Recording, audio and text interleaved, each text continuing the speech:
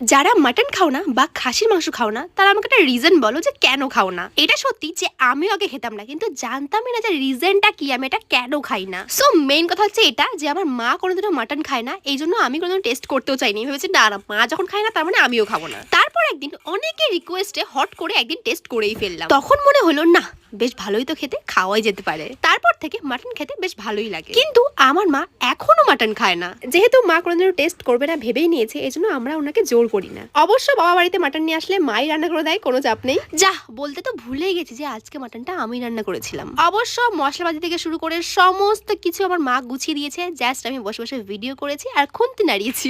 দেন বসে পড়লাম লাঞ্চ করতে। এবার যারা মাটন খেতে ভালোবাসে রীতিমতো জিভ থেকে জল বেরোচ্ছে সেটা আমি জানি। আর যারা কোনোদিন মাটন খাওনি বা টেস্ট করতেও চাও না, তারা একটু রিজন আমাকে বলে যাও যে কেন খাও না, তাহলে আমিও বুঝতে পারবো যে আমি আগে কেন খেতাম না। আর যাদের মাটন ফেভারিট তারা কমেন্টে একটা হাই করে দিও।